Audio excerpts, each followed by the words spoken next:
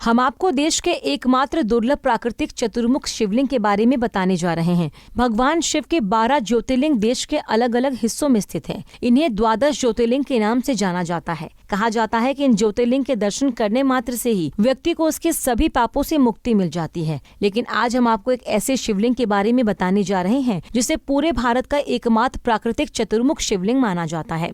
जी हाँ, हम बात कर रहे हैं होशंगाबाद जिले की सिवनी मालवा तहसील के मुख्यालय से लगभग 20 किलोमीटर दूर मां नर्मदा इंद्रावती के संगम पर स्थित ग्राम भेला के प्राकृतिक चतुर्मुख शिवलिंग मंदिर की, जहां भगवान शिव स्वयं प्रकट हुए थे। वैसे तो नर्मदा किनारे के हर कंकड़ को शंकर माना जाता है, पर ये चतुर्मुख शिवलिंग अपने आप में ही अलग पहचान रखता है, क्योंकि इस चतुर्मुख शिवलिंग की स्थापना नहीं की गई, बल्कि ये स्वयं धरती से निकला हुआ चतुर्मुख शिवलिंग है। इस चतुर्मुख शिवलिंग की बनावट भी इतनी अच्छी है कि इसमें भगवान शिव का साफ साफ चेहरा बना हुआ दिखाई पड़ता है। इस शिवलिंग को लेकर कई किंवदंती भी कही जाती है। स्थानीय निवासियों की माने तो वो शिवलिंग को पीढ़ी दर पीढ़ी से देखते चले आ रहे हैं। वहीं चतुर्भुज शिवलिंग के बारे में बताया गया है कि जब लोगों द्वारा इस चतुर्मुख शिवलिंग को यहाँ से निकालकर अन्य जगह स्थापित करने की कोशिश की गई, तो ये चतुर्मुख शिवलिंग अपने आप ही जमीन के अंदर लगभग 1 फीट तक समा गया था।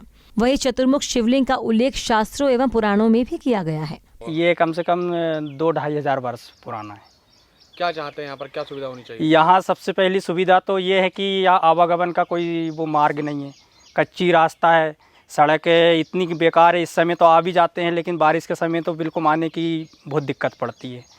और दूसरी ये है कि यहाँ लाइट की समस्या है सबसे बड़ी, क्योंकि पंडित जी जो एकले रहते हैं यहाँ पे, बुजुर्ग भी है, इनको मतलब लाइट की बहुत ज़्यादा चाहिए, लेकिन उनके पास कुछ नहीं है व्यवस्था ऐसे कुछ। अच्छा, ये चतुर्मुख मंदिर और कहीं भी है कि आपने? नहीं, पूरे मध्य प्रदेश में नहीं है। ये जो परिक्रमा-वासी जो आते हैं वो बताते हैं कि सिर्फ यहीं पाते हैं हम, पूरी परिक्रमा भर में, नहीं तो कहीं नहीं है। मंदिर में पूजा करने वाले नागा समुदाय के पुजारी की माने तो ये मंदिर लगभग 2500 वर्ष पुराना है। यहाँ पूर्व में भी एक नागा समुदाय के पुजारी ही इस मंदिर में पूजा करते थे। वहीं वो भिक्षा मांगने भोपाल तक पैदल चले जाया करते थे एवं शाम तक वापस मंदिर स्थान पर ही पहुँच जाया करते थे। जिसके बाद भोपाल रियासत के नवाब जब नागा बाबा से अपनी रियासत में मिले तो उन्होंने अपने कर्मचारियों को बाबा की सच्चाई जानने के लिए भेजा। तो कर्मचारियों ने बताया कि बाबा तो हमसे पहले ही भोपाल से ग्राम भेला स्थित शिव मंदिर पहुँच गए थे, जिससे आश्चर्यचकित होकर नवाब ने मंदिर क्षेत्र की पूरी जमीन नागा साधु को दे दी थी। तब से आज तक उस मंदिर की पूजा नागा समुदाय ही करता आ रहा है। मंदिर प्रकृति है, वो तो जमीन से निकला हुआ है, तो उसको ले जाने के लिए गांव में मंदिर बनाया, पर वो निकले नहीं, तो वहीं स्थापना उनकी बना दिया गया। और कम से कम जब चांदनी मैंने बनवाई, जब उसमें वहाँ से लिख के आया था 2-2.5 हजार वर्ष पुराना।